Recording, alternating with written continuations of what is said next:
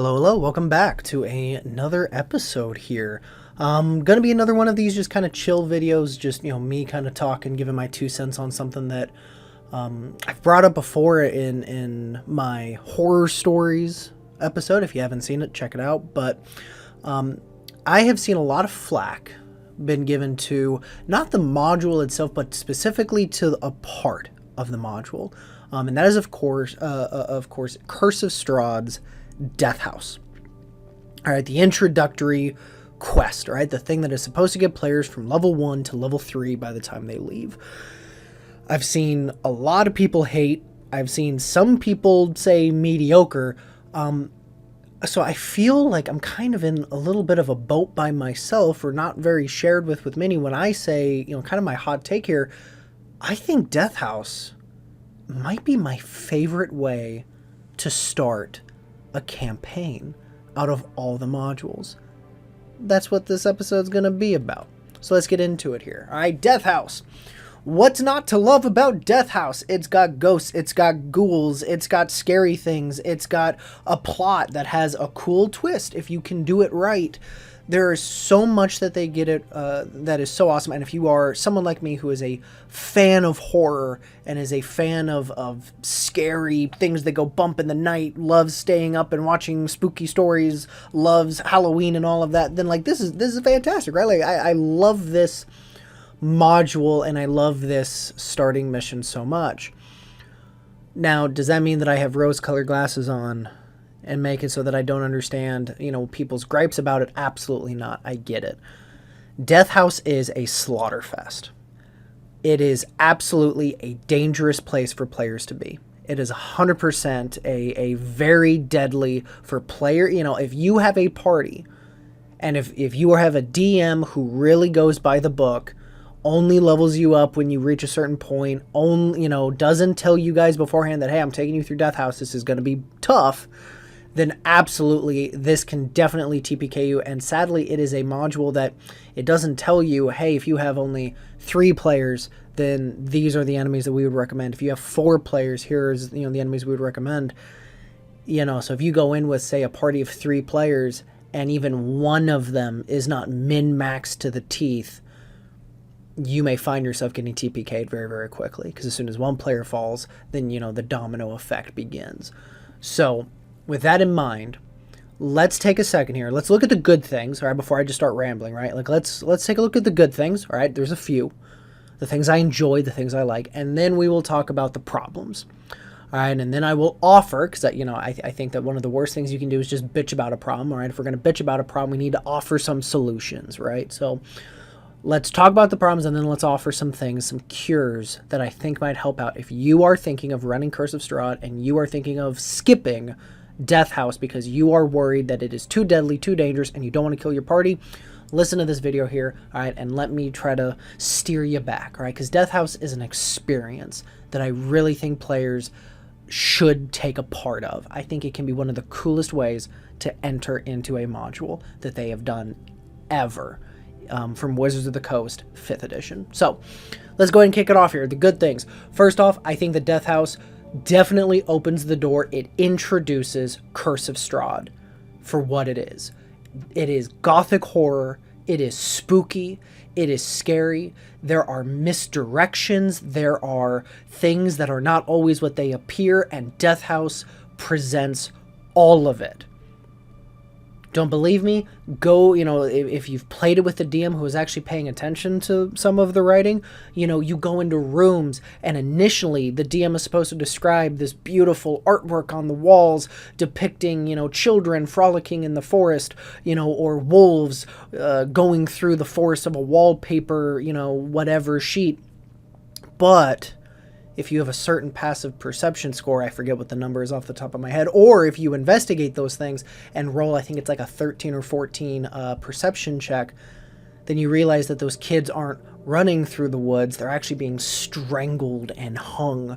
The wolves are not just, running through, a forest. They're actually chasing down their next meal. You find skeletons and bats and all of these really, off-putting, uncomfortable, spooky things. revealing that this house is not what it appears to be. And I love it. I feel like, isn't that what Curse of Strahd is after all? Isn't that what this module is supposed to be all about? It's supposed to be a module that is, all of that horror theme, way more than, say, Rima Frostmaiden. And I think Death House gives it to us in spades. Secondly, is that it is a dungeon crawl. It might be in a house, but it is a dungeon. You go room to room, floor to floor. You take your time. You open, and unlike other dungeons that I've been a part of, looking at you, Hungry Caves of Rima Frostmaiden, where I just didn't feel like I really cared. It felt like every room was the same. It felt like they were just shoving random shit, into these places, into these nooks and crannies. Here at Death House, I wanted to explore. It had such a great story, such a cool, uncomfortable story that made you want to investigate and figure out what was going on.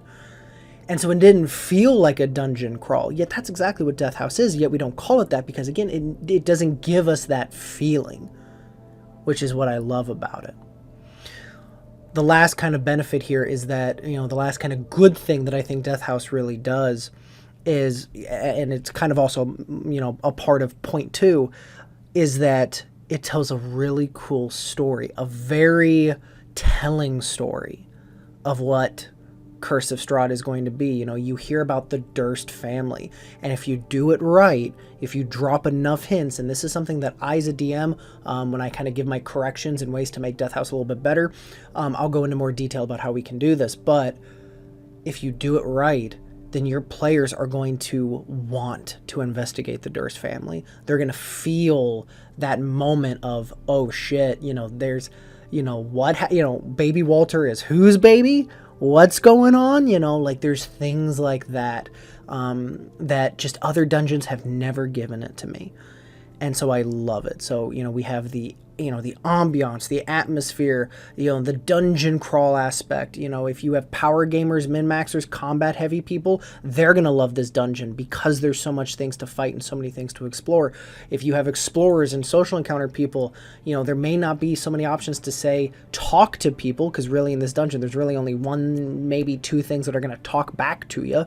But there's definitely a lot of shit to kind of explore and puzzle piece together and try to solve the mystery of this house. So I think whoever you are, you will love Death House if you give it the opportunity. All right, now let's take the rose-colored glasses off, right? All right, now let's talk about the bad things. We can't talk about the good if we don't talk about the bad. So, bad things. One, this is definitely a dangerous place. All right, this is a deadly encounter. And sadly, if you have a DM who maybe misses the mark when, it says that your players are not supposed to go down into the basement first level. All right, I had a DM who did that, who apparently in his brain, he was like, oh, well, you guys made it through the house really quick, so I'm not going to level you up until the end of the session. So, even though you guys get to the point where you're fighting the Gricks and the Ghasts and the Ghouls, you're still first level because I refuse to level you up in the middle of a session. Don't do that. Pause. So what if your session ends up taking a 10-minute break? If you're starting your players at level 1, which by the way, you shouldn't, my 2 cents, but we'll get into that, right? Point is that you need to level up your players in this house where it says that they need to level up. If that means you take a 10-minute pause, going from levels 1 to level 2, you're probably not going to change all too much, right? Like the only classes that get a subclass at level 2 are druids and wizards. So unless you have a druid and a wizard in the team, there's really not much that's going to be unlocked at second level, from going to level 1 to level 2. So I promise your break ain't going to be too long. So get your players up there to level 2, all right? That's, step number 1. However, even that might not be enough. All right, you get a point where if your players have not been paying attention, if your players accidentally step on the wrong tile in the basement, one very unlucky player could find themselves surrounded by 3 ghouls, which is a TPK trap. All right, that is, depending on who that person is who steps on that tile, if it's the party healer, if it was the party hitter, if it was the person that was going to probably make the biggest difference in that ghoul fight, and they go down, you may end up with a TPK right then and there. And I'm not a fan of the fact that there isn't enough clues that they're there, that they are there. You know, same with like the shadows, all right? I hate the shadows. I love and hate the shadows. I know, stupid, right? I love that the shadows are there because it is a dangerous thing that I love, and they're cool. I like shadows. I think they're cool monsters. But the fact that the only warning that the DM, that the Curse of Strahd module gives is that you are supposed to describe to players that, you know, they see shadows moving on their own accord, you know, around the orb and the statue that is holding said, you know, marbled orb, whatever. That's it, right? Like there's no danger there. Like if I was a player and my DM told me that, I'd be like, okay, I go up and I touch the orb because you mentioned an orb, you mentioned a statue, you said that there were some weird things happening with it, so you must want me to interact with it. There isn't enough things there to describe to me to let me know that what I am looking at is something that I should be fearful of. And I think that that's the problem with the basement area of Death House, is that I don't think so much that like 4 ghouls is really that tough. Don't get me wrong, it is a tough encounter. But what I'm trying to say is that I think if the game would have just done a little bit better of a job of warning them, and when we get to the fixing problems, we'll go into it. But you know, the ghouls is a tough fight. That is a deadly fight if they get a surprise round on somebody. The shadows can be a TPK immediately if someone just goes up and touches the statue, right? Like immediately. And as for the Shambling Mound, well, you know, thankfully the room is designed to kind of help out against the Shambling Mound, and technically you don't even have to really fight it if you're willing to sacrifice something on, you know, the all-powerful altar, which they even give you a victim if you are heartless and want to kill a cute little wuffy puffy, you know, a little woofer, but it's up to you, right? Like if you really want to kill a dog, then they give you that option. You don't have to fight the Shambling Mound, spoiler alert. But the point is that I understand where this danger is coming from, and absolutely 100%, even the Spectre, right? Like technically the players meet the Spectre at level 1, and if you have someone who pisses off the Spectre immediately, like that could definitely kill a player. You know, I think a Spectre's attack is like, it's like 3d6 damage. If it attacks the wizard and rolls really well, it could, in theory, insta-kill a wizard or a sorcerer. Instantly. So, I understand what they're getting at. I really do. This is a very dangerous place. There's a lot of things that I think, if they just were handled a little differently, they could still be there, but better. Alright? The second problem that I hear a lot with this house is the kind of mixed match things in the bottom. Specifically the boss. Alright, I've seen enough things online and enough people have talked about, like, I don't even think it's normal to find a Shambling Mound in here anymore.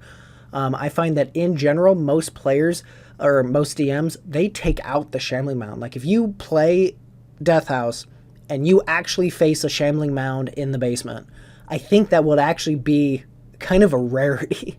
I think most DMs generally actually get rid of it or homebrew something, even if it's just a reskin. My DM, for instance, which if it was not a great experience, he remade the Shambling Mound into kind of a flesh mound, right? Made up of flesh and body parts of past adventurers and cultists and things. He also then changed some of the stats, but point is that it was still a Shambling Mound, mostly. He just reskinned it so that it looked different. So point I'm trying to make is that, you know, for a boss, I don't think the Shambling Mound makes sense, and I understand people's gripes about it. The last problem that I kind of see with it is that some people think that, like, Death House doesn't tell a better story for Barovia, right? Like, you could go into, you know, the only part that even kind of somewhat maybe ties Death House to the greater scheme of, you know, the module is the one room right before you go into, you know, the Shambling Mound room, where there's like all those little tiny objects around the room, and I guess some of them have, you know, connections to things later in the campaign, but even that's questionable. Like, I definitely know that there's some objects that don't do anything. It's like, oh, hey, here's this wand that looks like a wand of polymorph. It's not, but it looks like it. So I understand why it's like, because it's true. You don't have to take your party through Death House. You know, if you have 2 campaigns, one you go through Death House and one you don't, the only difference is, you know, this is where they got to level 3. You know, that's the only difference between the 2 campaigns. There's no long-lasting impact to going through Death House. versus, say, the Wilds Beyond the Witchlight, going through the carnival. That definitely can have some long-lasting, impacts, especially if you do what the module voices to you, offers to you, which is having your party actually start out as kids. Session 1, have the party come to the Wild Beyond the Witchlight Carnival as kids, breaking in, sneaking in, and then at the end of the session describing that something gets taken from them for doing that.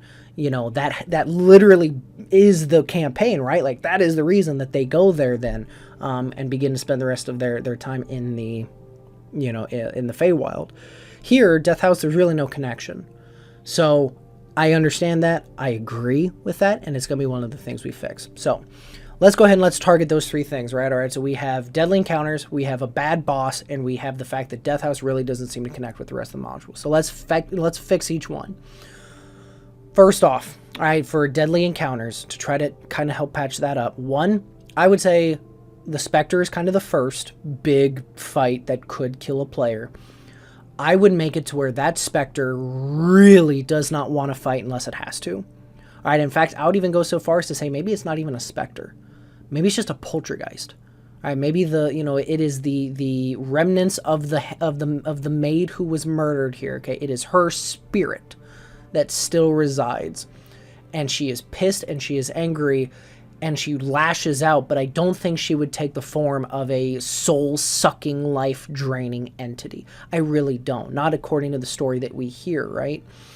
So as we go through the house, that isn't who she seemed to be in her lifetime.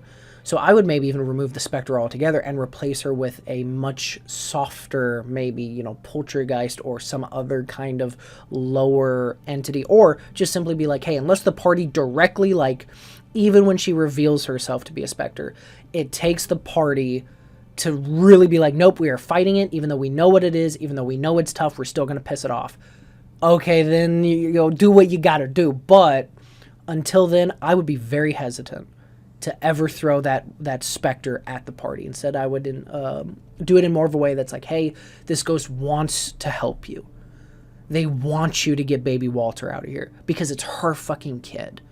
And, and I would even go so far as to say maybe she's made a connection to, Thorn and Rose, and be like, hey, she wants to see the kids get the fuck out of here. She wants to lay those, now maybe she doesn't know that the kids are dead already, so you're going to have to go and assist them to their final resting place. But point is that I would make her more as a benevolent spirit and not the angry Spectre that the game has her out to be, just because I feel like that makes more sense.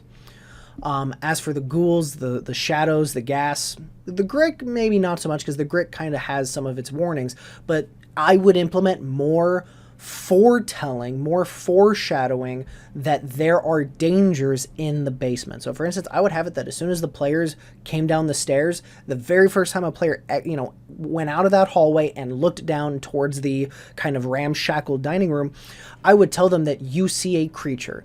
It looks four-legged, all right, so it looks quad-pedaled. It is lying on the ground, seemingly chewing on something, and as soon as you kind of can make it out through the shadows and the darkness and the dust in the distance, it seems to kind of turn a head towards you. It's too far away to really make out any of its visuals, but you see is what you think is probably its head turn to you. It releases this inhuman shrieking sound, and then it just crawls on all fours down the opposing hallway. So not towards you, but away from you and out of sight.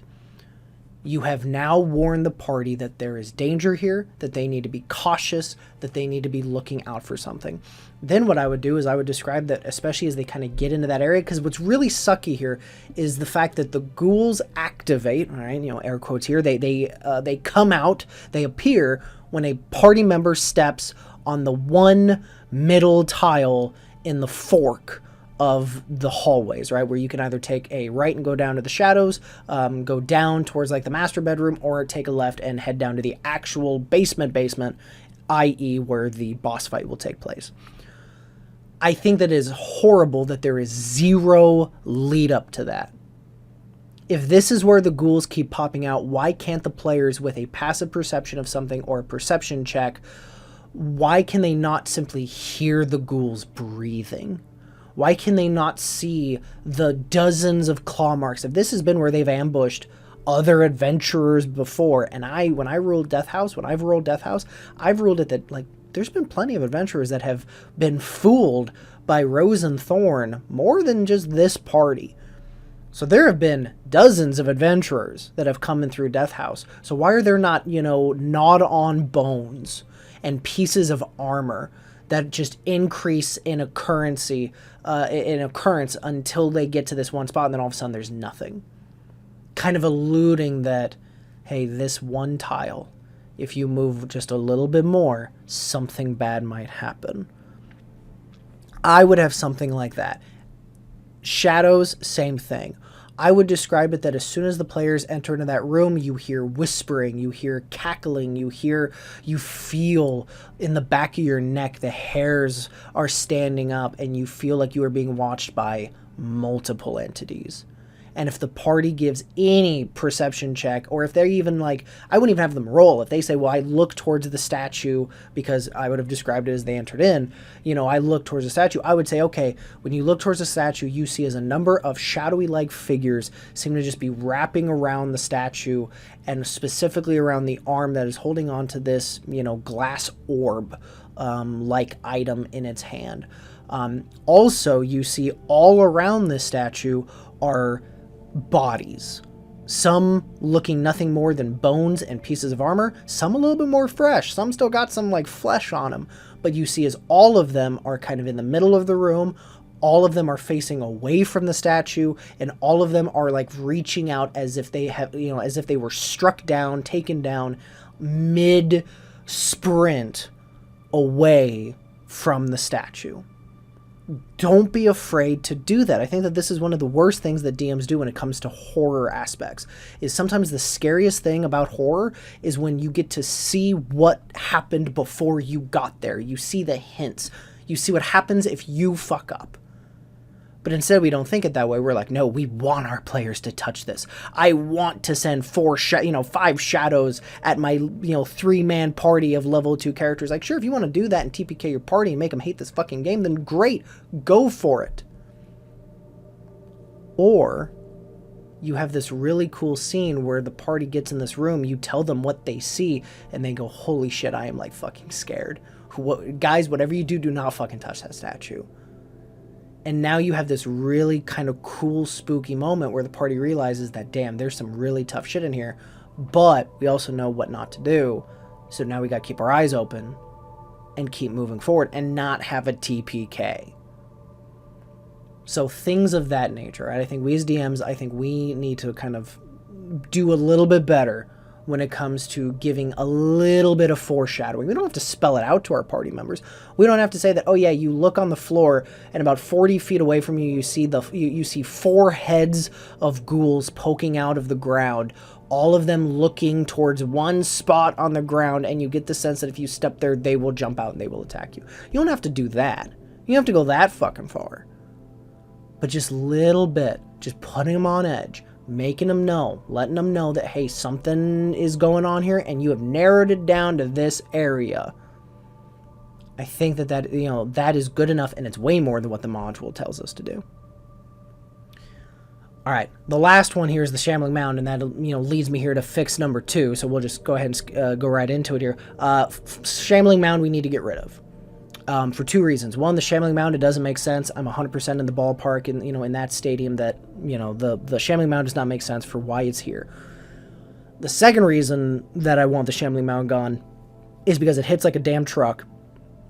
And if there's anything I've learned as a DM, it is that nothing pisses off players more than when you take away their ability to choose what they do on their turn. All right? Now, that doesn't mean you can't take it out every once in a while, but I'm saying for a party's very first big bad, all right, for the first kind of, mini boss the players have to fight, the fact that a Shambling Mound hits them like a truck could absolutely, in one hit, kill a level 2 wizard or sorcerer if it rolled high enough. And then engulf them, which will restrain and grapple them, make it so that they can't do what they wanted to do on their turn except attack, which if they're a wizard or a sorcerer or some kind of spellcaster, then I believe that they have disadvantage on it. Or if they're a melee fighter, then they're going to have disadvantage on the strikes. If they're a ranged unit, they're definitely going to have disadvantage on, it's a monster that not only does it not fit, but it seems to just kind of like piss on the party when they're here. And I don't want that. I want a boss that they feel like they have a chance to win and that they can try out a different tactic. So what would I replace them with? Flesh Golem. That's it. Right? Replace it with a Flesh Golem. Now, I do believe a Flesh Golem alone is maybe too high. I think a Flesh Golem CR is like CR5, CR6, something like that. So you may have to like knock down some of its hit points, knock down its AC a little bit just so that it's a little bit easier to hit. But, play it as, play it up. Be like, yeah, remember those dozens of adventurers, the bodies you had found and how every time you kind of investigated, I told you, or you rolled a medicine check on it. I told you that a lot of these adventurers, they've been missing body parts. And at first you thought that maybe the ghouls had just eaten it. No, not all of them. Some of them, yeah. Some of them were used to make this bitch. Some of them have been used to rebuild this Flesh Golem, to keep it sustained, through all the years. That's how come the house keeps bringing in. It's how come the house created Rose and Thorn. It was to bring adventurers in because the house's digestive system, its sentinel, it's the thing that it is, cursed to keep sustained is this Flesh Golem. And it knows that every few, weeks, months, it needs new body parts, man. It needs some new torsos. It needs some new arms, its bones got wounded in the last fight. So, we're going to have to go out and lure some more people in so that the Flesh Golem can kill them and then, rip their arms out and, replace some of its own organs and things with it. Like, I think that'd be such a cool concept there. And I think that it really kind of fits the whole idea of the Shambling Mound not fitting in. All right, the third and final thing here. All right, the third problem, how can we make this house actually fit with the rest of the story? Well, number one, this is kind of a quick fix. It's an easy fix, and I do not take credit for this. I believe that this was on an XP to level 3 video, but it was so good. I loved it. I fell in love with it, and I'm going to spread it myself. The room right before you go into the boss fight is the room that has all those little ledges and little fake, like, what's the word? Like, they're not like altars, it's podiums. There we go. Like stone podiums in the walls. And each one has an object on it. Now, technically, according to the Curse of Strahd module, each one of them are worthless. It's like a bird skull. It's a stick with a toad, tied to the end. It's, a cup that looks stained, but it has a small bit of liquid still at the bottom. Like, just random knickknacks and junk. What if they weren't? What if these were altars? What if these were things dedicated to Strahd? Because after all, wasn't that the whole point of this place? Is that this place originally, the original purpose was to worship Strahd as a god? Why can the players not find the Tome of Strahd here on one of the altars? Now you might go, holy shit, you mean you want me to throw one of the things that's going to tell Strahd's story immediately, here, when they're level 2? Yeah. What does the party get out of it? Does it suddenly change the whole aspect of Strahd? No. If anything, it lets the players know, like, oh shit, like, we know a little bit more about Strahd now. And if you're really worried, if you're like, that's way too much information, there's things in the Tome of Strahd that elucidate a little bit, that kind of reveal a little bit, who Irina is eventually going to be and who, why Strahd is the way that he is. Okay, give them the Tome of Strahd, make it in a language none of the party can understand. And then you get to decide when those words get deciphered. Make it a language that the party has never seen before, so they can't, so there isn't even a chance of like, well, I know Dwarvish, can I read it? No. It's a language you've never seen before. Well, I know Abyssal. No, you still, like, guys, I'm telling you, like, those of you, I promise you, none of you know this language. I've seen your character sheets. I know none of you know this language. Oh, shit, okay. Point is that make these altars something. Okay? Me, personally, I would even go so far as to maybe like hint at what the rest of the module has. You know, make altar 1, you know, make it a lock of red hair. You know, Irina will have red hair. If the party doesn't put 2 and 2 together, they don't put 2 and 2 together, but they might. Someone might go, wow, that was really weird. That, you know, we found that lock of red hair and it looks and it matches the same color as this woman that we're meeting. You know, maybe you make altar 2 a small figurine of old Bone Grinder, the windmill. You know, maybe pedestal number 3, maybe it is trying to think of something that would fit Velaki. You know, maybe it is a sigil of oh god, what is it? Lathander. I think that's the god of St. Andrew's Cathedral. I believe that is the god that he worships. I make it a Lathander, amulet or something that's been desecrated, dipped in blood of a victim, but just little things like that hint. And again, if the party doesn't figure this shit out, if they never make the connections, then they don't make the connections. But some of them they might. They find a claw and some fur that the ranger, that gets a 22 on their survival check or nature check. They realize that, they've heard of this creature before, but they've never actually hunted it down, but nothing else fits. This is the fang and fur of a werewolf. Hinting that later on in Curse of Strahd, werewolves show up. Things like that. Make it so that this room is like a precursor. It gives them glimpses as to where they're going to go in the future. This house is magical. Like, it's a living fucking thing, right? Like, why can't it do that? All right. I strongly suggest you do something like that. All right. The second thing you could do is that maybe, the Tome of Strahd, I think that is an excellent way to kind of connect it to the rest of the world or whatever. The third thing that I would do is that maybe inside of this house, maybe there's a MacGuffin, a homemade MacGuffin, one that isn't in the module. All right, maybe there's a relic that's in here. All right, maybe there's a part of a sword, all right, or a mace or a shield that the cultist took and hid away. Maybe, in that one, maybe not in that one chest. Well, maybe it could be, in the chest where you find the letter from Strahd revealing that, how much he despises this cult and how he sees them all as worms, on his land, and how he's going to visit them to, as we know later, to kill them all, to wipe them out. Maybe in that same chest, maybe they find this old, the broken pieces of a dagger. Something that later on will mean something. And again, if you're like, well, I can't think of something, then just throw something out and just make it something that you will have the freedom to change and do with, later as you wish. So for instance, I would definitely do like, hey, you find the broken handle, a handle without a blade, to a sword. And it looks ornate and it looks cool. It looks, like a craftsmanship that you've never seen before. And you get the sense that this might be very important later.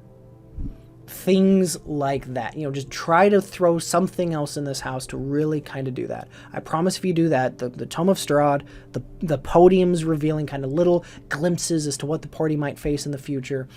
And then something else, I promise that this house will not feel like a wasted 1 through 3 level space, even though I doubt you'd feel that anyway. But I think that can definitely go a long way into making Death House actually feel like it is building up Curse of Strahd. That it is connecting itself to the world in much better ways. The last thing that I'm going to say here, and this is kind of a generic fix, right? This is an overall overhaul, really. To just kind of say, hey, I think you should do this a little bit more, and if you do this a little more, then I think Death House comes to life way more. And then we'll call it, all right? The big overhaul, all right? The really big thing that I strongly suggest, play up the fact that things went wrong in this house. Be creative. Let those creative juices flow. In my mind, almost every single room the party enters should have something happen. Something they can either see or interact with, even if it's just for a glimpse, that reveals what happened in this house. When I ran my players through Curse of Strahd, I did this in a number of ways. When the party went to the dining room, I described to them that the dining hall, the table was full of delicious looking foods. It smelled amazing. The candles were burning. It was as if, a family was about to dine in this, on this dinner table, with all of this food. This feast was prepared. And some of my party members, granted only one of them had played Curse of Strahd before, so some of them were like, oh shit, there's people like living in this house. Like, damn, like we need to go back into the kitchen and see if there's anyone back there. One of my party members just immediately sat down at the table and began eating. I had to make a charisma save. And when they failed that charisma save, I said, damn, this food is the best food you've ever had in your life. You keep chowing down. And what's weird is you never feel full. You just keep wanting to eat it. It's so good, you can't have enough. Well, then what ended up happening is one of the players, it was a little metagamey, granted, but it was cool, and it did what I wanted it to do, because it allowed me to reveal what I wanted to reveal. This player's husband, actually, was like, hey, I see what my wife's character is doing here. Can I check the food? Like, I want to make sure there's nothing weird in the food, and so I had him roll an Arcana check. It was either Arcana or investigate. I think it was investigation check. I had him roll an investigation check, and he like aced it. He rolled like a 20 something on an investigation check, which at level 1 is like, yeah, whatever you're looking for, I'm going to tell you. And I told him that there's this weird moment where, I'm trying to think about how I worded it in that moment, because I had the description pretty good. I said, how sometimes you wake up and you're in the middle of a really good dream, a very vivid dream, an almost lucid dream that you like everything was so real, and then you wake up and you realize, holy shit, I'm not actually in that dream, and it's almost like a film kind of comes over your eyes. You kind of peel back that layer. I said, you have that moment where for 1 second you're looking at the table and it's this beautiful feast and everything looks delicious and it smells good. And then it's like you have this weird moment where you really dig in and try to see, what's going on with this table. And it begins with just a slight, subtle hint of something rotten. And whereas other people would maybe just kind of blow it off as just like, oh, one of these dishes maybe, something went wrong and it wasn't cooked right, so that's the smell. And they just moved on.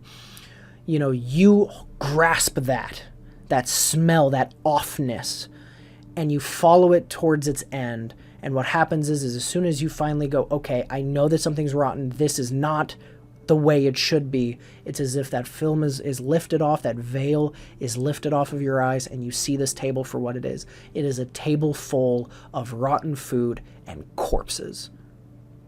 You see that there are bowls full of severed hands and fingers.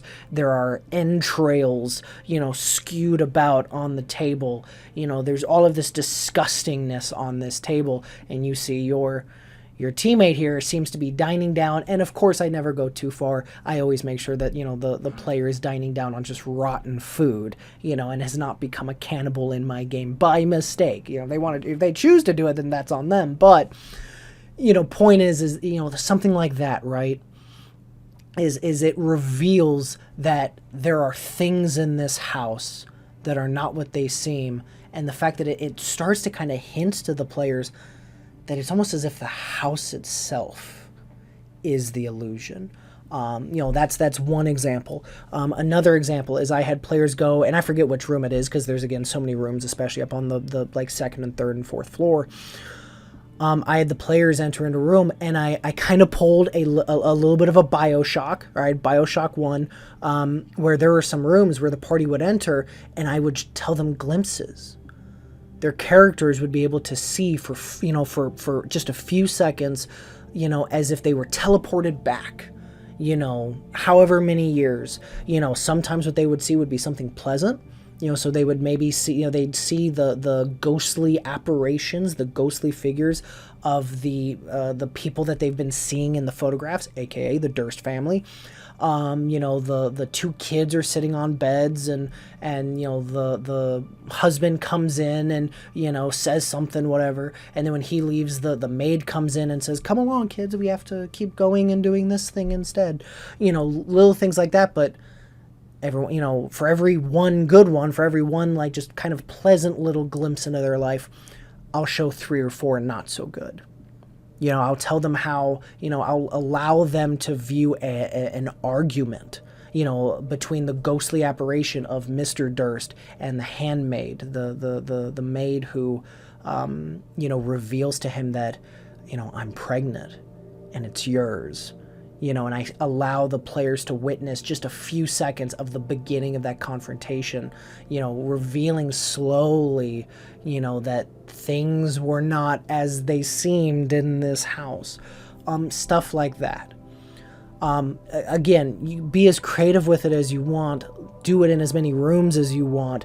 Bottom line is, try to really make it, you should make it so that by the time the players get to those kids in the attic, the players have an idea as to what happened. Make it in a way that when the players get to those 2 kids, not only are they just like, "Oh, look, it's the 2 kids that we saw outside." Make it so that it's, "We know who you are. We know what happened to you.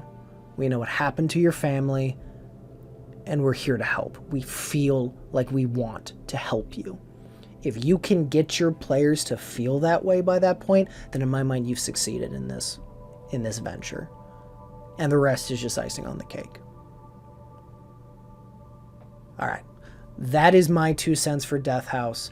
Those are my strengths, and I think that the strengths, I'll be honest, I do think the strengths outweigh the bads. I think if you are planning on running Curse of Strahd, don't skip out on Death House. All right, just make a couple of changes. All right. Which reminds me, last change. The last thing I would possibly do. All right. This is the most lightly, requested one that I would say. It's the least pushed by me. Consider letting your players level up twice, if they aren't already. All right. Either allow them to be level 2 before they enter into this room, and then by the time that they get to the attic and go down the stairs, which according to the module, you stop and you let the players level up. All right. And don't hold out on that. All right. You pause. All right. You pause your session. You let them level up. Either let them be level 2 before they even enter through through the front door, or give them an opportunity to level up, once in this house, and then allow them to level up one more time before they get to, say, the boss fight. Make it so that they don't earn level 3 by getting out of the house. All right, maybe level 3 is what they need in order to, to survive, and getting out alive. But again, that's the least requested for me, but I think that would also go to helping solve some of the TPKing that this house has been notorious for. But I digress. Point is, I hope you enjoyed the video. I hope that this kind of illuminates a little bit as to some of the problems that I know Curse of Strahd Death House has, but also maybe some fixes. And again, the fixes aren't too crazy. Just be a little bit more descriptive. Take out that Shambling Mound. It doesn't make sense for it to be there. Even if you just reskin it into something. All right, if you're like, well, I'm too scared to put something else in there because I may, it may either be too easy or too hard. Okay, if you're worried, keep the Shambling Mound, but just reskin it into something that actually makes sense for why it's down there. Be more be more descriptive, and connect Death House to the rest of Curse of Strahd, however your imagination can achieve this. I hope you enjoyed the video. I hope that this was helpful, and I will catch you next time.